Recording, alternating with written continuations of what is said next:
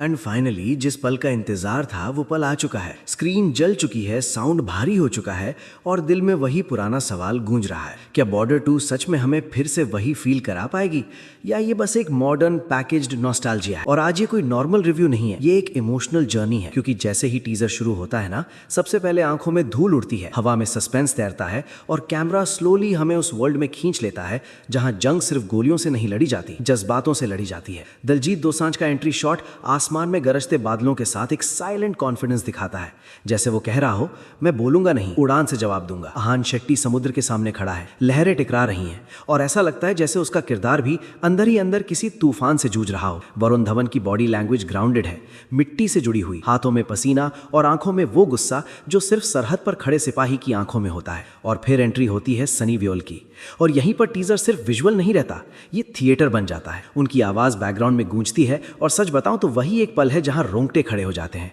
क्योंकि 1997 से जो चीज मिसिंग थी ना, वो लौट आई है। वो बुलंद दहाड़, वो भारी साइलेंस के बाद आने वाला विस्फोट, और यही वो जगह है जहां बॉर्डर 2 खुद को साबित करने की कोशिश करती है। लेकिन क्योंकि जैसे जैसे टीजर आगे बढ़ता है वैसे वैसे वीएफएक्स का बोझ भी बढ़ता है। एक्सप्लोजन बड़े हैं, फ्रेम वाइड है, पर कहीं ना कहीं वो कच्चा बन, वो रॉनेस दबती हुई महसूस होती है। और यहीं पर दिमाग में एक फ्लैश आता है भुज द प्राइड ऑफ इंडिया का, जहां इमोशन था लेकिन प्रेजेंटेशन ने साथ नहीं दिया। और यही सबसे बड़ा डर है कि कहीं बॉर्डर 2 भी उसी रास्ते पर तो नहीं चल रही। लेकिन फिर दिल कहता है नहीं यार, ये बॉर्डर है, ये सिर्फ फिल्म नहीं है, ये एक इमोशन है। ये वो नाम है जो अपने आप में एक जिम्मेदारी लेकर आता है।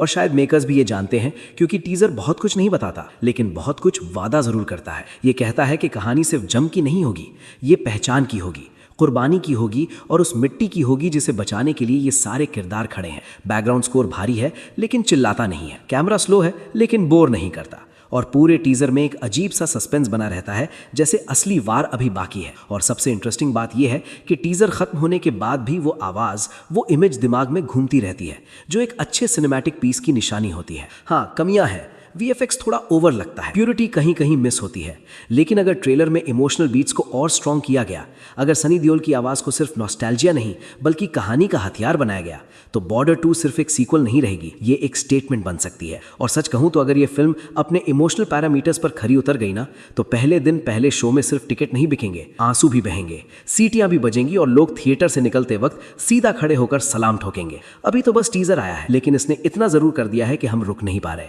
हम ट्रेलर का इंतजार कर रहे हैं, हम उस एक सीन का इंतजार कर रहे हैं जहां सनी देओल पूरी ताकत से चिल्लाएंगे और स्क्रीन हिल जाएगी। और अगर वो पल सही जगह सही टाइम पर आ गया ना, तो समझ लेना बॉर्डर 2 इतिहास दोहराने नहीं, इतिहास बदलने आ रही है। अब बारी आपकी है, ईमानदारी से बताना, टीजर ने आपको अंदर से हिलाया या सिर्फ यादें जगाई? कमेंट में जरूर बताना, क्योंकि ये लड़ाई सिर्फ बॉर्डर पर नहीं, कमेंट सेक्शन में भी होने वाली है। मिलते हैं अगले वीडियो में, तब तक के लिए जय हिंद और बाय।